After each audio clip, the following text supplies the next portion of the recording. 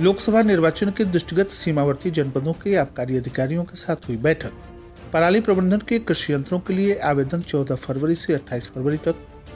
कक्षा 12वीं की बोर्ड की परीक्षा में शामिल होने वाली छात्राओं के लिए बीआईसी में आयोजित हुआ शुभकामना समारोह, की गई परीक्षा पर चर्चा।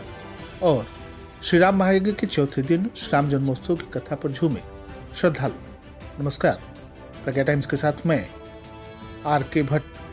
अब प्रज्ञा टाइम्स विस्तार से।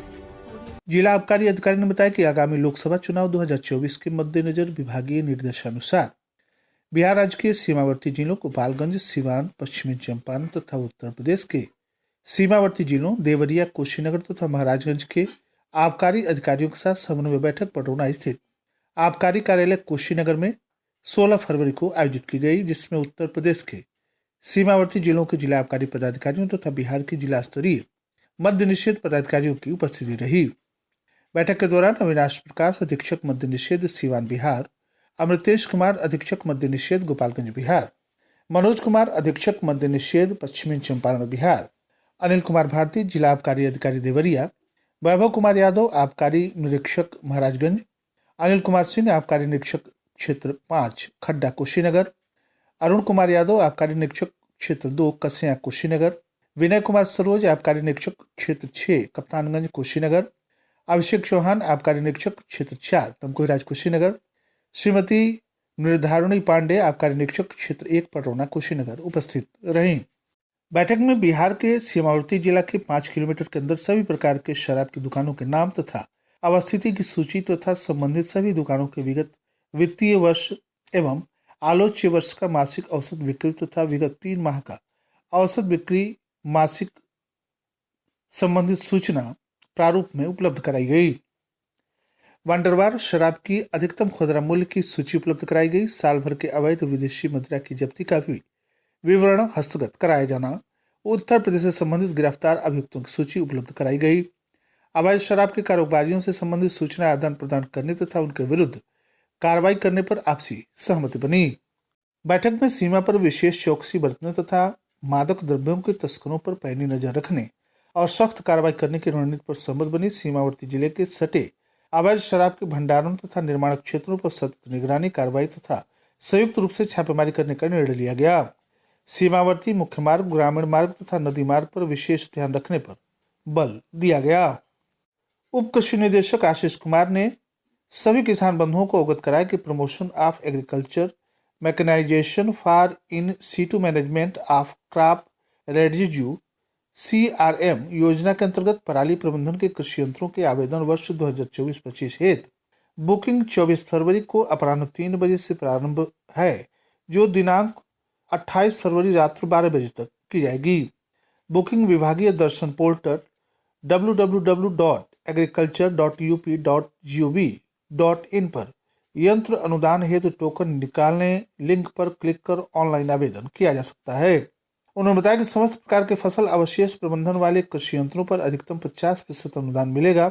योजना के अंतर्गत फसल अवशेष प्रबंधन वाले कृषि यंत्रों हेतु कृषक पंजीकृत कृषक सहकारी समिति, सेल्फ हेल्प ग्रुप SHGS, जो कि राज्य ग्रामीण आजीविका मिशन SRLM एवं कृषि विभाग से संबंधित हो, ग्राम पंचायत तथा FPO लाभार्थी होंगे। आवेदन के समय ही कृषक को यंत्रवार निर्धारित जमानत धनराशि ऑनलाइन जमा करनी होगी। लक्ष्य अवशेष न रहने पर एवं ई लॉटरी में चयनित न होने वाले संबंधित कृषकों को जमानत की धनराशि वापस कर दी जाएगी। रुपये 10,001 से लेकर 1 लाख तक के अनुदान के कृषि यंत्रों हेतु जमानत की धनराशि 2,500 रुपये होगी। 1 लाख से अधिक अनुदान हेतु कृषि यंत्रों हेतु जमानत की धनराशि 5,000 रुपये होगी। अनुदान प्राप्त करने हेतु कृषक के द्वारा योजना के लिए जारी शासनादेश में दिए गए नियम तथा शर्तों का अनुपालन करना आवश्यक है।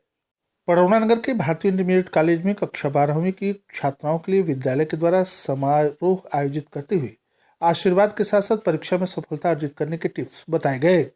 इस अवसर पर उपस्थित छात्राओं ने अपने अपने विचार व्यक्त किए तथा अपने सपनों को पूरा करने के लिए अपने द्वारा किए जा रहे प्रयासों तथा परिश्रम की चर्चा की। वहीं समारोह में उपस्थित अंग्रेजी प्रवक्ता इब्राहिम अंसारी, हिंदी प्रवक्ता आर.के. भट्ट, रसायन विज्ञान के प्रवक्ता उमाकांत गुप्ता, अंग्रेजी प्रवक्ता प्रमोद कुशवाहा, बायोलॉजी प्रवक्ता इमरान अंसारी, शारीरिक शिक्षा शिक्षक विशाल शुक्ल कॉमर्स प्रवक्ता एवं परीक्षा इंचार्ज डीपी दुबे, हिंदी शिक्षिका श्रीमती सीमा शुक्ला, एचओडी शत्रुघ्न जायसवाल सहित अन्य शिक्षकों ने अपने अपने आशीर्वाद के साथ साथ परीक्षा में सफलता प्राप्त करने के अपने टिप्स दिए और साथ ही सभी के उज्जवल भविष्य की कामना की।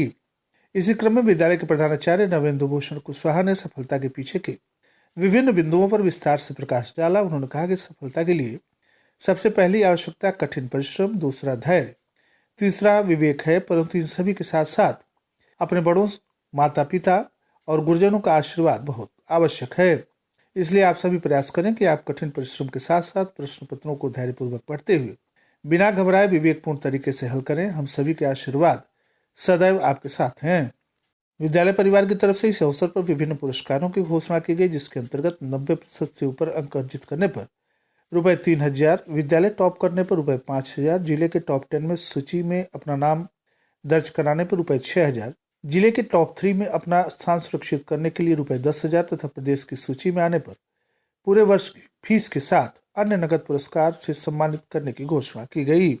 छात्र छात्राओं के उज्जवल भविष्य की शुभकामनाएं देते हुए उन्हें विदा किया गया। अभी इस प्रकार के अलग अलग अन्य समारोह को भी आयोजित किया जाएगा।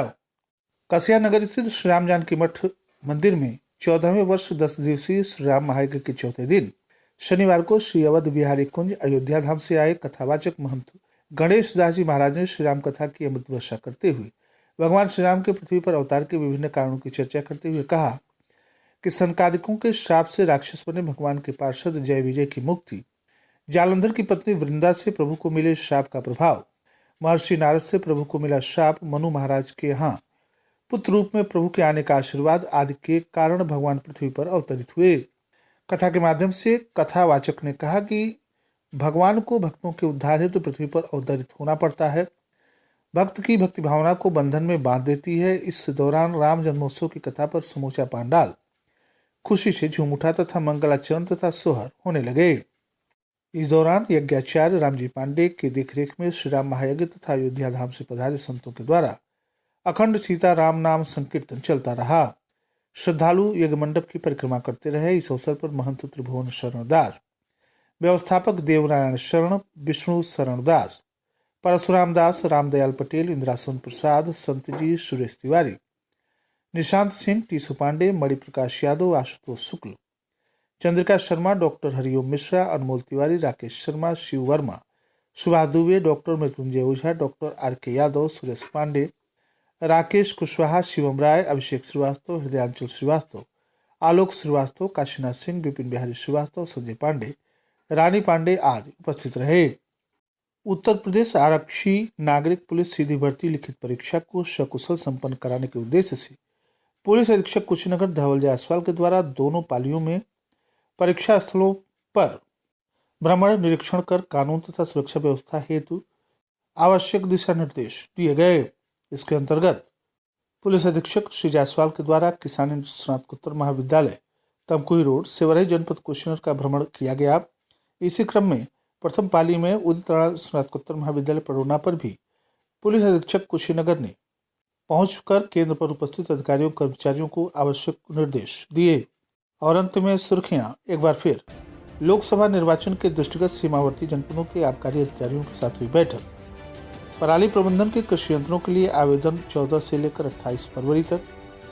कक्षा 12वीं की बोर्ड परीक्षा में शामिल होने वाली छात्राओं के लिए बीआईसी में आयोजित हुआ शुभकामना समारोह। की गई परीक्षा पर चर्चा। और श्री राम महायज्ञ के चौथे दिन श्री राम जन्मोत्सव की कथा पर झूमे श्रद्धालु। इसी के साथ प्रज्ञा टाइम्स का ये अंक कहीं समाप्त हुआ। नमस्कार।